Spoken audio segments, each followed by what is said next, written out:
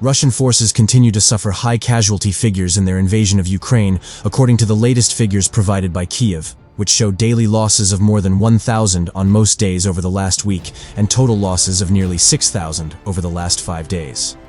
In its latest update on Wednesday, Ukraine's defense ministry said that over the previous 24 hours, Russia had lost 1,120 personnel, making it the 5th successive day that casualty numbers had surpassed 1,000.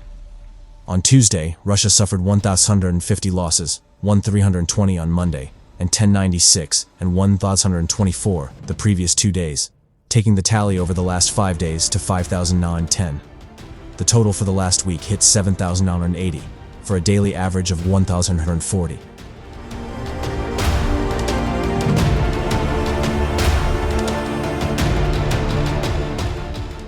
Russian losses increased in the second half of April amid a push in the Donetsk region, following Moscow's capture of the town of Avdiivka in February, as Kyiv awaits the delivery of military assistance recently approved by U.S. Congress.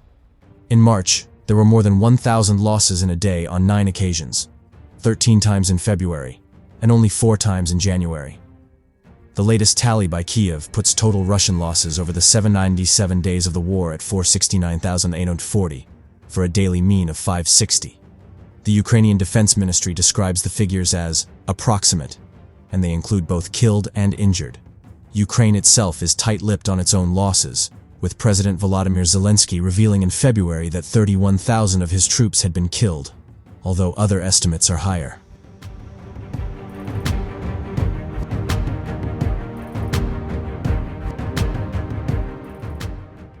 While Russia has not updated its casualty figures since September 2022, when Defense Minister Sergei Shoigu said just under 6,000 had been killed, an accurate estimate of the number of personnel lost in Vladimir Putin's full-scale invasion is difficult to ascertain.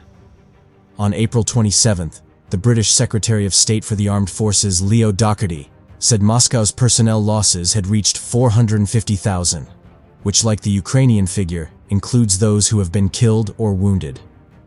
The previous day, the independent Russian media outlet Media Zona, along with BBC Russian, said they could confirm that 51,679 Russian soldiers had been killed in the war, an increase of 1,208 since its last update in mid-April.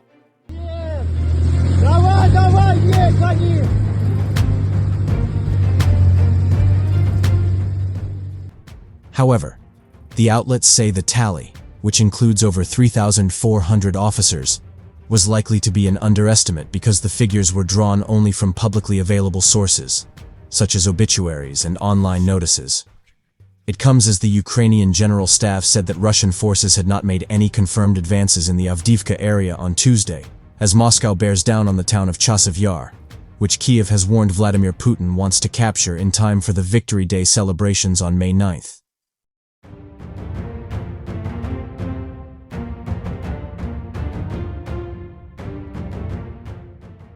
Russian troops may push from north of Avdiivka in the Donetsk region to join up with their forces to encircle a nearby strategic settlement in which Vladimir Putin wants to soon capture. That assessment by the Institute for the Study of War, ISW, outlines how Russian troops are closing in on Chasiv Yar, which if taken would allow them to command higher ground and target cities further west. In April, Ukraine's army chief, Colonel General Oleksandr Syrsky, said Russia wanted to capture Chasiv Yar by Victory Day on May 9th, marking Moscow's role in defeating Nazi Germany.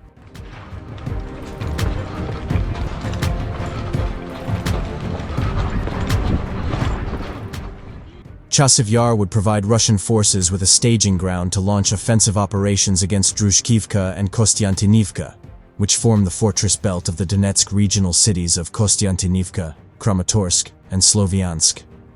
The ISW said on Tuesday that for the first time in several days, Russian forces did not make any confirmed advances in the area around Avdiivka, which was captured in February by Moscow after a fierce fight.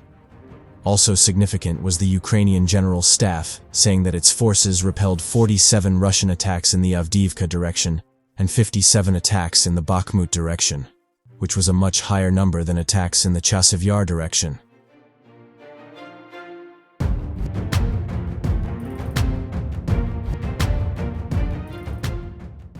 It may suggest that Russian forces are somewhat slowing down the rate of attacks around Avdiivka, while recommitting to offensive pushes around Chasiv Yar, the ISW update said.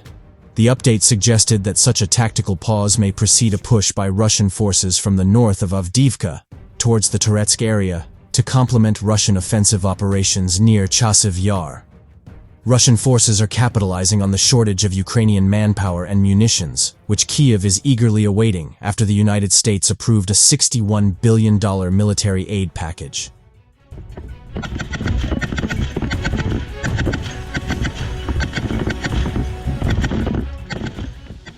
I hope we receive artillery shells soon. Oleh Shiryayev, commander of Ukraine's 225th Separate Assault Battalion that is fighting near Chasiv Yar, told Reuters, describing how his unit was under near-constant attack from Russian drones. Retired Australian Major General Mick Ryan said in a Substack post on Wednesday that the coming months will reveal whether Ukraine can accept some Russian tactical gains but stop them securing the entire Donbas region, which comprises of the Donetsk and Luhansk oblasts. The battlefield situation at present is grim but not disastrous for Ukraine, Ryan wrote, adding that even if Russia pushes hard before US military aid arrives, there is potential for significant surprises from both sides in the weeks ahead.